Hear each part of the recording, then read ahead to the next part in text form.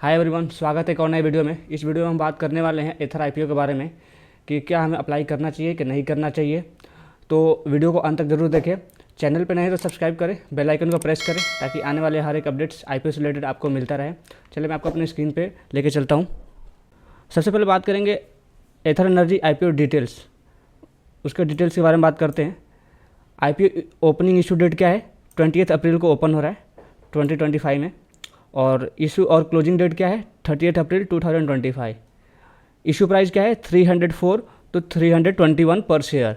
अगर आपको अप्लाई करना है तो आपको 321 पे ही अप्लाई करना है, क्योंकि आपको कट ऑफ प्राइस ही अप्लाई करना चाहिए। अगर आप इसके बीच में अगर कुछ भी चॉइस करते हैं 301 या 302, 303, 315, तो आपको चांसेस कम है कि मिलेगा, क्योंकि आईपीओ कभी भी कट ऑफ प्राइस पे अप्लाई करना चाहिए। तो यही है, आईपीओ इशू प्राइस कितना है? 304 to 321 पर शेयर।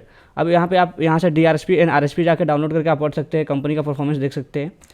उसके बाद क्या आईपीओ लिस्टिंग रेट कहाँ होने वाला है? NSE और BSE पे होने वाला है, ये तो सबको ही पता है। रिटेल कोटा कितना है? नॉट मोर देन 10% है, मतलब रिटेल इंडिविजुअल जो हम लोग अप्लाई करते हैं इंडिविजुअल कितना है? 10% से ज़्यादा नहीं होने वाला है। और आईपीओ इशू टाइप क्या है? बुक बिल्डिंग इशू है, मतलब आपको एक रेंज दिया हुआ है, उसके रेंज के अंदर ही चूज़ करना है। तो मैक्सिमम लोग क्या है कट ऑफ प्राइस ही चूज़ करते हैं, 321 पे ही आपको करना है। उसके बाद क्या है आईपीओ साइज कितना है? तो 2980 करोड़ का आईपीओ इशू हो रहा है। और उसमें से ऑफर फॉर सेल कितना है?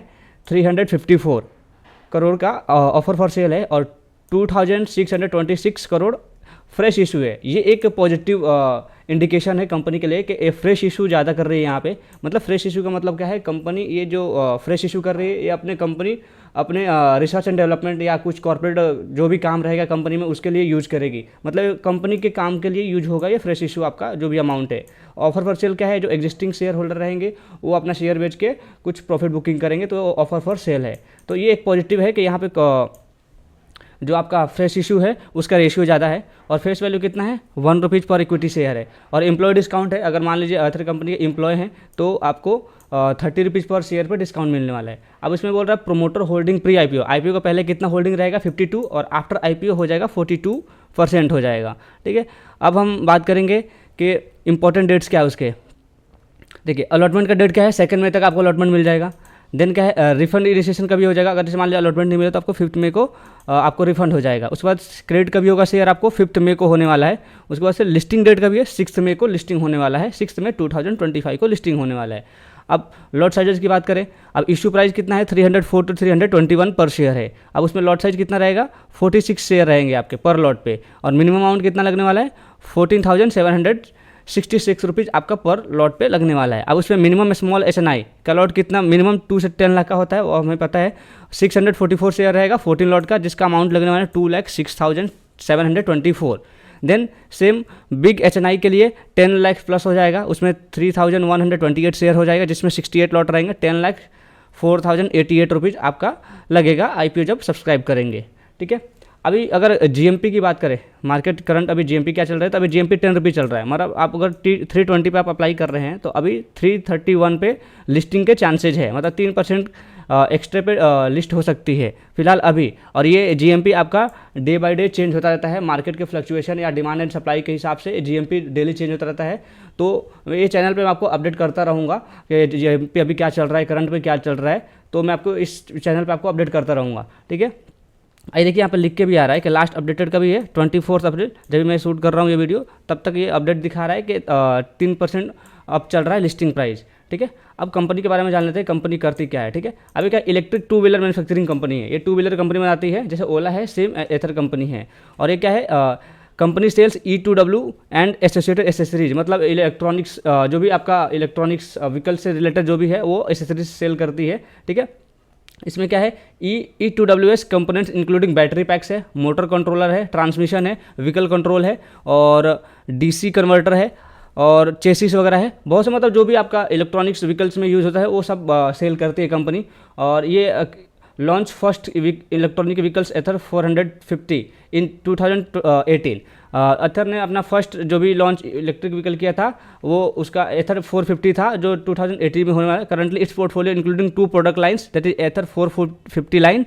और उसमें देखिए ये रहेगा आपका 450X, 450S और 450 अपेक्स। ये है मतलब एक गाड़ियों के नाम है जो ये लॉन्च की है। उस पर क्या है, अब दूसरा क्या है, की फैक्ट्स क्या है उसके। अब ये जो IPO आ रहा है इसका की फैक्ट्स क्या है, in 9 months period ended December 34, 2025 it has sold 1,07,983 units इसने सेल किया है। और क्राइसल का जो रिपोर्ट है एथर एनर्जी के related 4th largest player in sale unit है, मतलब सबसे बड़ी चौथी कंपनी है सेल में जो सेल करती है। उसके बाद first company offer for top speed of 80 kilometre, ये फर्स्ट ऐसी इलेक्ट्रिक व्हीकल्स है जो 80 किलोमीटर पर आवर के हिसाब से चलती है। और उसका R&D फैसिलिटी इन बेंगलुरु में है। The company has 303 registered trademark, 200 registered designs and 45 patents है, ठीक है। As December 31, 2005 it has 265 experience center and 233 service center in India. 233 service center है इन इंडिया में, ठीक है। अब बात करेंगे हम कि एथर एनर्जी का स्ट्रेंथ क्या है, IPO जब लेके आ रहे हैं उसका स्ट्रेंथ क्या है। देख पहली बात तो pioneer of electronic two wheelers, हमें पता है कि ये इलेक्ट्रॉनिक व्हीकल्स जो भी है, जो भी आप IPO से इशू करेंगे, या IPO इशू कर रहे हैं उसे कैपिटल रेज करेंगे, वो इलेक्ट्रॉनिक व्हीकल्स के लिए यूज करने वाले हैं। और उसके बाद क्या है, E2W are position a premium price segment. और ये मतलब एथर जो कंपनी है जो अपने इलेक्ट्रॉनिक व्हीकल्स लॉन्च कर रही है वो प्रीमियम प्राइस में ही लॉन्च करने वाली है, ठीक है। और strong in house R&D capability है, R&D इनके पास अच्छा है। उसके बाद scalable technology platform with a new product launches, और मतलब इनके पास अच्छी टेक्नोलॉजी है जो प्रोडक्ट के लॉन्च करने में इनको बेनिफिट दे सकता है। उसके बाद एक्सपीरियंस मैनेजमेंट है इनके पास, तो ये था स्ट्रेंथ है इसका।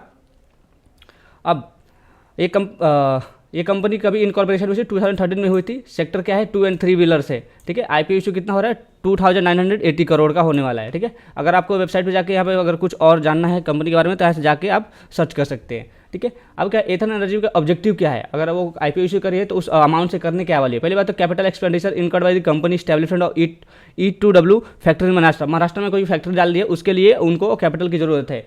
रीपेमेंट करेंगे, लोन्स वगैरह कुछ रहेंगे, बोरोइंग्स रहेंगे उनके पास तो। और तीसरा क्या है, investment in research and development, R&D में कुछ इन्वेस्टमेंट करने वाले हैं। और चौथा क्या है, एक्सपेंडिचर टुवर्ड्स मार्केटिंग करने वाले। फोर्थ जनरल, ये कोई काम का नहीं है, जनरल कॉर्पोरेट पर्पज के लिए। ये मेन आपका 4 है, इससे पहले कैपिटल एक्सपेंडिचर के लिए, रीपेमेंट के लिए, इन्वेस्टमेंट के लिए और expenditure towards the marketing initiative के लिए, ठीक है। अब सबसे मेन चीज़ है, अगर कोई IPO अप्लाई करते हैं तो उसके सबसे पहले क्या देखना चाहिए आपको, सबसे पहले इसका फंडामेंटल देखना पड़ेगा। ये आपका इसका फंडामेंटल है। अब हम बात करेंगे फंडामेंटल क्या है इसके। ये देखिए 31 2022 और ये 23, ये 24 और ये भी 24 है आपका। और ये 24 कब तक का है, 31 दिसंबर 2024, मतलब ये 3 क्वार्टर का है यहाँ पे, ठीक है। अभी इसमें जनवरी फरवरी मार्च अभी बाकी है इसमें, तो इसमें 1 क्वार्टर बाकी है। तो अभी हम फर्स्ट ईयर की बात करते हैं 2022 की, तो उसके पास एसेट कितना था 818, फिर बाद में 2x हुआ 1976, देन सेम कुछ भी चेंजेज नहीं हुआ 24 में, उसका 1913 हुआ। देन अभी क्वार्टर चल रहा है 24 दिसंबर है, 2024 दिसंबर, तो अभी इसमें 1 क्वार्टर बाकी है। तो अगर इसमें ऐड कर देंगे तो अराउंड 2300 करोड़ तक जाएगा आपका। तो मतलब थोड़ा सा इंप्रूवमेंट हुआ है एसेट्स में, बाकी बीच में डिप हुआ था, मतलब सेम था 2 ईयर्स आपका 23 में और 24 में। देन रेवेन्यू क्या है, रेवेन्यू 413 करोड़ हुआ था फर्स्ट 2020 में। देन 4x हुआ, 4x होने के बाद से फिर से सेम चेंजेज नहीं हुआ नेक्स्ट ईयर में। उसके बाद से फिर से डिप आ गया 2024 में। अगर इसमें एक और क्वार्टर ऐड कर दूँ तो ज़्यादा से ज़्यादा आपका 2000 करोड़ जाने वाला है, मतलब आपका रेवेन्यू भी कम हो गया। अब देखिए प्रॉफिट आफ्टर टैक्स, अब ये कंपनी देखिए माइनस में ऐसे ही मालूम पड़ रहा है कंपनी लॉस में चल रही है, ठीक है। फर्स्ट ईयर में कितना लॉस किया था, 344 करोड़ का लॉस किया। देन 2x हो गया, फिर 3x हो गया। अब ये देखिए ओनली अभी थोड़ा कम हुआ है, अगर 3 क्वार्टर देखा जाए तो 577, मतलब पर क्वार्टर में ये कम से कम 180 करोड़ का लॉस कर रहे हैं। तो अगर देखा जाए तो थोड़ा सा कम हुआ है इनका लॉस। और देन क्या है, नेटवर्थ की बात करेंगे। फर्स्ट ईयर 2024 में कितना था, 2022 में 224 करोड़ है। उसके बाद से फिर 3x हुआ। देन क्या है, फिर से डिप आया नेटवर्थ में। उसके बाद से फिर से देखिए कितना ज़्यादा डिप आ गया 108, 544 से ओनली 3 क्वार्टर में 180 हुआ। अगर मैं एक और क्वार्टर इसमें ऐड कर दूं, मार्च का जो अभी क्लोज हुआ है, तो ज़्यादा से ज़्यादा 150 तक जाएगा। तो देखिए कितना ज़्यादा डिप आ गया नेटवर्थ में इनके, ठीक है। अब देखिए रिजर्व एंड सरप्लस इनके पास है 224 और बढ़ गया, और ये देखिए डिप आ गया थोड़ा, अब फिर से इसमें रिजर्व एंड सरप्लस बढ़ गया। अब रिजर्व सरप्लस इस तरह क्यों बढ़ा रहेगा, इन्होंने बोरोइंग्स लिया रहेगा। ये देखिए बोरोइंग्स लिया है तो थोड़ा रिजर्व एंड सरप्लस बढ़ गया रहेगा इनके पास, ठीक है। अब बोरोइंग्स की बात करें, देखिए फर्स्ट ईयर में 300 करोड़ अराउंड 300 करोड़ का है। उसके बाद से थोड़ा बढ़ा दिया उन्होंने 485, मतलब ये देखिए बोरोइंग्स भी इनका बढ़ता ही जा रहा है, ठीक है। तो ये एक नेगेटिव है। अगर बोरोइंग्स अगर कंपनी में बढ़ रही है तो ये एक नेगेटिव है, और ऊपर से कंपनी लॉस में चल रही है, ये भी एक नेगेटिव है। मतलब ओवरऑल देखा जाए इधर कंपनी तो नेगेटिविटी दिखाई दे रही है, बस एक ही पॉजिटिव क्या है कि ये फ्रेश इशू कर रही है, ज़्यादा से ज़्यादा अमाउंट फ्रेश इशू कर रही है, तो कंपनी अपने खुद के यूज के लिए यूज करेगी फंड को। ठीक है, अब हम पेयर कंपैरिजन कर लेते हैं दूसरी कंपनी, जैसे हीरो मोटर कॉर्प है, बजाज ऑटो है, ओला इलेक्ट्रिक है और टीवीएस मोटर है। तो ये देखिए एथर एनर्जी का ईपीएस माइनस में तो कोई बात ही करने की जरूरत नहीं है, ऑलरेडी माइनस में है। ये देखिए नेट एसेट वैल्यू कितना है, देखिए 24 है, और उसके कंपेरिजन में देख लिए सबसे ज़्यादा है, बट ओला से इसका अच्छा है, ओला से नेटवर्थ इसका अच्छा, नेट एसेट वैल्यू अच्छा है। ठीक है, रिटर्न और देखिए रिटर्न ऑन नेटवर्थ ये भी नेगेटिविटी है। ठीक है, तो मतलब अगर पेयर कंपैरिजन देखा जाए तो भी नेगेटिविटी है। अगर पी रेशियो की बात करूं तो मैं आपको दिखा देता हूं पी रेशियो कितना है। ये देखिए प्री आईपीओ अभी तो 8 चल रहा है, आईपीओ होने के बाद 15 हो जाएगा, मतलब पी भी माइनस में है और वो भी ज़्यादा है। अगर दूसरी कंपनी को देखेंगे पी रेशियो तो 20-30 है, बट ये नेगेटिव में नहीं है, वो कंपनी नेगेटिव में चल रही है। ठीक है, ठीक है, ऊपर से अगर प्राइस बुक वैल्यू देखें 13 का है। ठीक है, वो भी थोड़ा हाई दिख रहा है, प्राइस टू बुक वैल्यू भी हाई दिख रहा है। ठीक है, तो ये था आपका एथर आईपीओ का फंडामेंटल एनालिसिस। ठीक है, तो आपको ये सब देख के और आपके डिसीजन के अकॉर्डिंग ही आपको लेना है कि हमें मुझे अप्लाई करना चाहिए कि नहीं करना चाहिए एथर आईपीओ के लिए। और इन्वेस्टमेंट करने से पहले आपके इन्वेस्टर एडवाइजर से सलाह जरूर लें। मेरे इस वीडियो से आप मोटिवेट होकर अप्लाई ना कर दें, क्योंकि मार्केट में रिस्क तो है ही है, आपको पता है। ठीक है, तो आप अपना रिसर्च खुद करें, और कुछ आपको जानना है एथर आईपीओ के बारे में तो आप कमेंट सेक्शन में ज़रूर बताएं, मैं आपको नेक्स्ट वीडियो में आपको कवर कर दूंगा। और इस जीएमपी के रिलेटेड जो भी न्यूज़ अपडेट्स आता रहेगा मैं आपको इस चैनल पे अपडेट करता रहूँगा। तो चैनल को सब्सक्राइब करें और ज़्यादा से ज़्यादा शेयर करें।